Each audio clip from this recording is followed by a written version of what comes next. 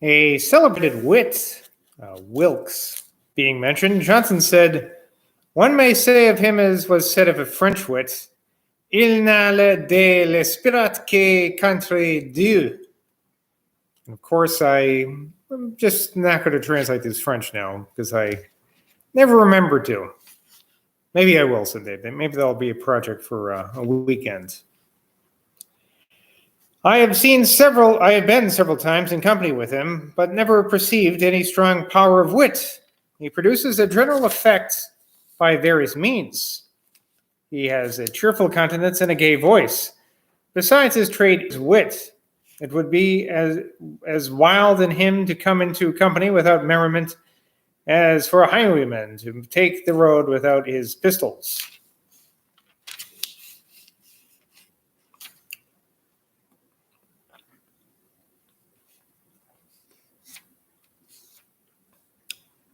Oh, and I'm going to skip that. Talking of the effects of drinking, Johnson said, "Drinking may be practiced with great prudence. A man who exposes himself when he is intoxicated has not the art of getting drunk. A sober man who happens occasionally to get drunk readily enough goes into a new company, which a man who had been drinking should never do. Such a man will undertake anything. He is without skill in inebriation. I used to slink home when I had drunk too much. A man accustomed to self-examination will be conscious when he is drunk, though an habitual drunkard will not be conscious of it. I knew a physician, Dr. Robert James, who for 20 years was not sober, yet in a pamphlet which he wrote upon fevers, he appeared to Garrick and me for his vindication for a charge of drunkenness. A bookseller," here Johnson named him, and a footnote tells us it was Andrew Millar, "who got a large fortune by trade, was so habitually and equally drunk that his most intimate friends never perceived that he was more sober at one time than another." You know, I have to admit, I think I've been drinking less since I've been reading Johnson talking about the bad of drink. I've become a teetotaler like him these days. Well, I mean, I'm still drinking, but not as much. Talking of celebrated and successful regular practitioners in physics, which I believe just means medicine, Johnson said, "Taylor was the most ignorant man I ever knew, but sprightly. Ward the dullest. Taylor challenged me once to talk Latin with him. Laughing. I quoted some of Horace, which he took to be a part of my own speech. He said a few words well enough." Beauclerk said, "I remember, sir, you said that Taylor was an instance how far impudence could carry ignorance."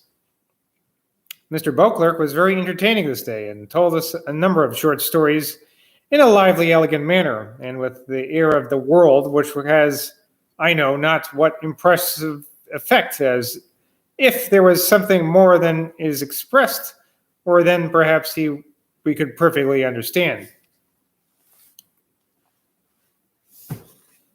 Let me read that part again, a little bit more emphasis.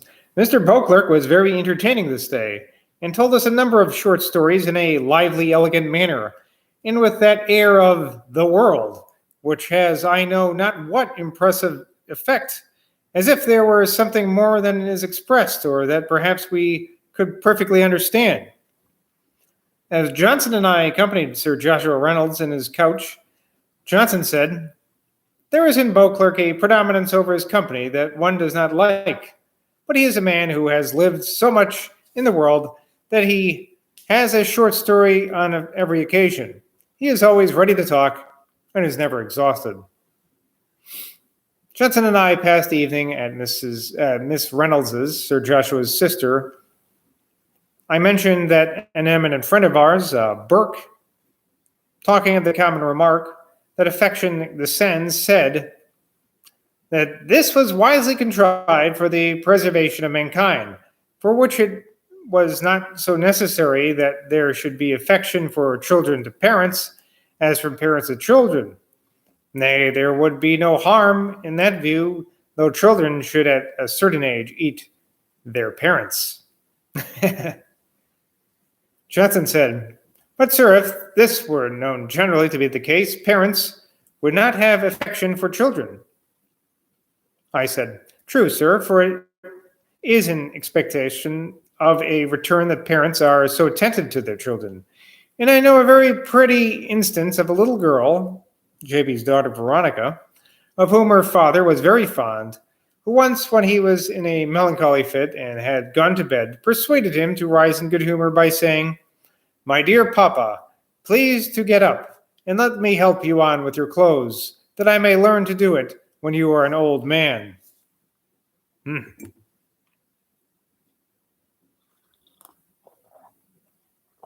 Soon after this time, a little incident occurred which I will not suppress, because I am desirous that my work should be, as much as it is consistent with the strictest truth, an antidote to the false and injurious notion of his character, which have been given by others, and therefore I infuse every drop of genuine sweetness into my biological cup.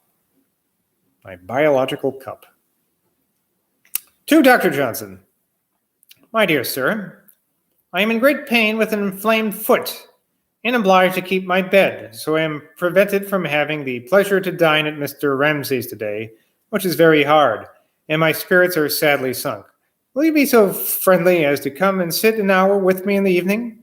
I am ever your most faithful and affectionate humble servant, South Atley Street, Monday, April 26, James Boswell. To Mr. Boswell.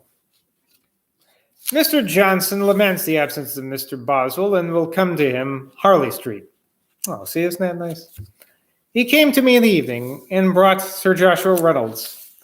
I need scarcely say that their conversation while they sate by my bedside was the most pleasing opiate to pain that could have been administered. Johnson being now better disposed to obtain information concerning Pope than he was last year. See page 987. We're not going to go there, but I did mention it before. Remember, he said, "I don't care about Pope," or something like that. I sent by me to my Lord Marchmont a present of those volumes of his Lives of the Poets, which were at this time published, with a request to have permission to wait on him. And his lordship, who had called on him twice, obligingly appointed Saturday, the 1st of May, for receiving us. So I believe this is the guy that Johnson had wanted nothing to do with before, right? Marchmont, Lord Marchmont. On that morning, Johnson came to me from Streatham, and after drinking chocolate at General Paoli's in South Atley Street, we proceeded to Lord Marchmont's in Curzon Street. His lordship met us at the door of his library, and with great politeness said to Johnson, "I am not going to make an encomium, encomium, upon myself by telling you the high respect I have for you, sir." Johnson was exceedingly courteous, and the interview, which lasted about 2 hours, during which the Earl communicated his anecdotes of Pope, was as agreeable as I could have wished. When we came out, I said to Johnson that, considering his lordship's civility, I should have been vexed if he had again failed to come. "Sir," said Johnson, "I would rather have given £20 than not have come." I accompanied him to Streatham, where we dined and returned to town in the evening.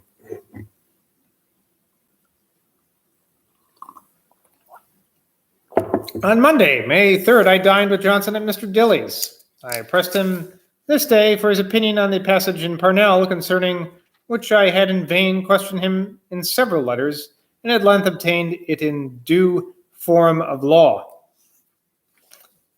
Now it says here, case for Dr. Johnson's opinion, 3rd of May, 1779. Parnell and his hermit has the following passage. "To clear this doubt, to know the world by sight, to find if books and swains reported right. For yet by swains alone the world he knew, whose feet came wandering o'er the nightly dew." I seem to recall this being a run-on gag in here. Is there not a contradiction in it being first supposed that the hermit knew both what books and swains reported of the world, yet afterwards said that he knew it by swains alone.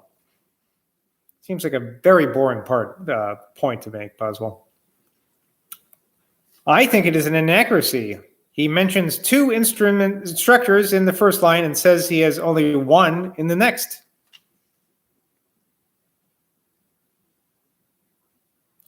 Well, what do you say? I think what's going on with that is this is me right now. So in the poem again, I'll read it to you. To clear this doubt, to clear this doubt, to know the world by sight, to find if books and swains reported right. For yet by swains alone the world he knew, whose feet came wandering o'er the nightly dew. So, it could be just that he's saying he could have read by books and swains, but he really only learned from swains, I think is what's being implied there. There's a footnote here that says, I do not, says Mr. Malone, see any difficulty in this passage and wonder that Dr. Johnson should have acknowledged it to be inaccurate. The hermit, it should be observed, had no actual experience of the world whatsoever. All his knowledge concerning it had been obtained in 2 ways, from books and from the relations of those countries' swains, who had seen a little of it. The plain meaning, therefore, is to clear his doubts concerning providence and to obtain some knowledge of the world by actual experience, to see whether the accounts furnished by books or by the oral communications of swains were just representations of it. I say swains, S-W-A-I-N-S, which I thought were pigs, but I guess they're maybe not. For his oral or viva voce information has been obtained from that part of mankind alone, and etc. The word alone here does not relate to the whole of this preceding line, as has been supposed, but by common license to the worlds of all mankind, which are understood and in which it is restrictive. Now here's Boswell retorting to that. Mr. Malone, it must be owned, has shown much critical ingenuity in the explanation of this passage. His interpretation, however, seems to me much too recondite. The meaning of the passage may be certain enough, but surely the expression is confused, and one part of it is contradictory to the other. This evening I set out for Scotland.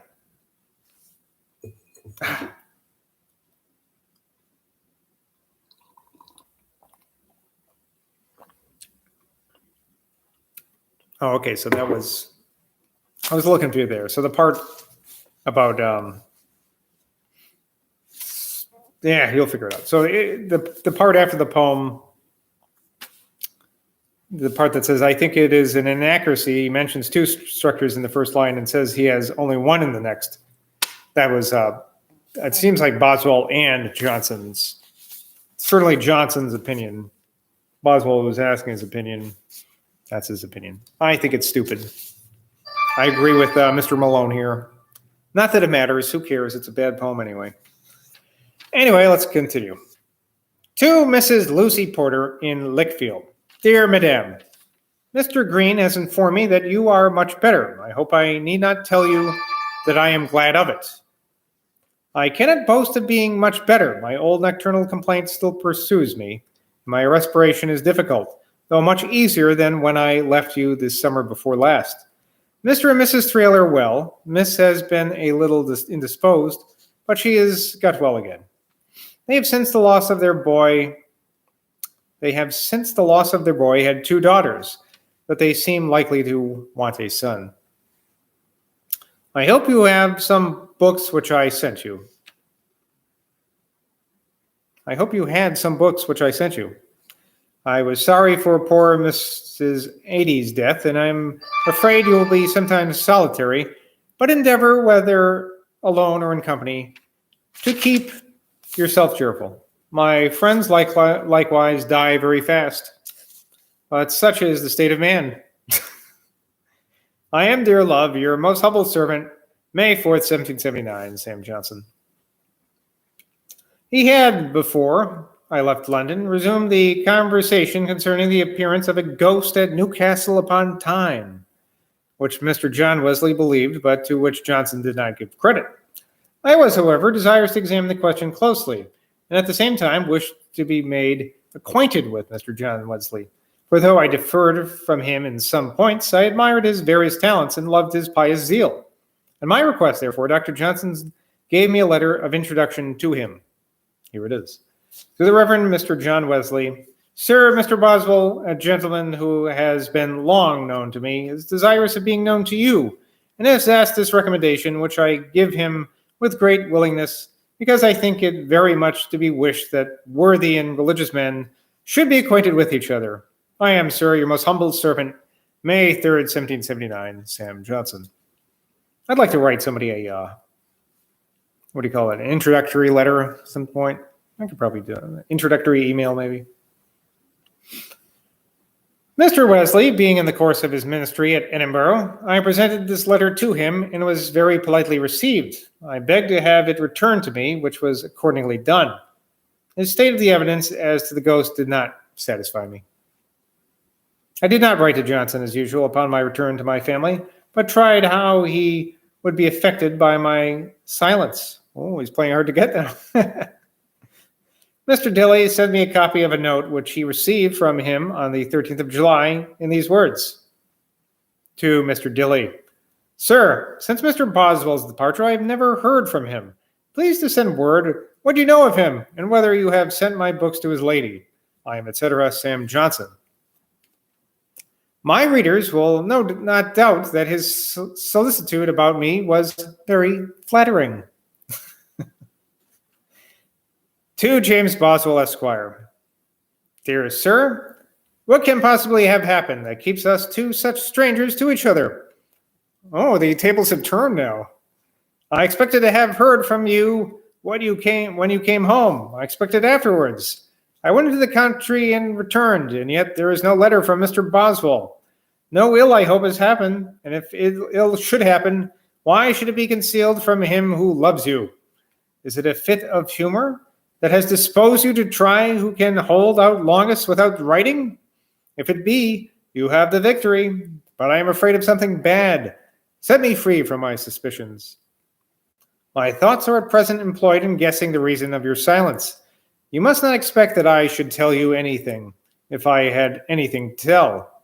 Write, pray, write to me, and let me know what it is or what has been the cause of this long interruption. I am, dear sir, your most affectionate, humble servant, July 13, 1779, Sam Johnson.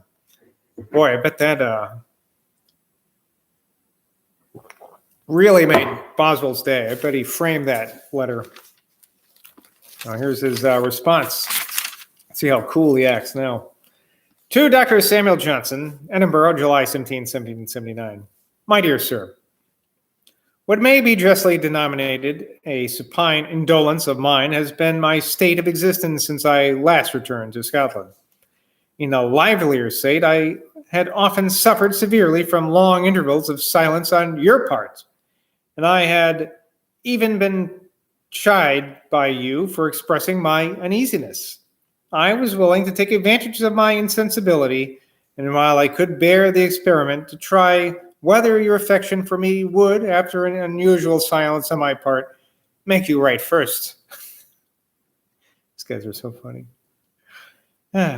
This afternoon, I have had very high satisfaction by receiving your kind letter of inquiry, for which I most gratefully thank you. I am doubtful if it was right to make the experiment, though I have gained by it.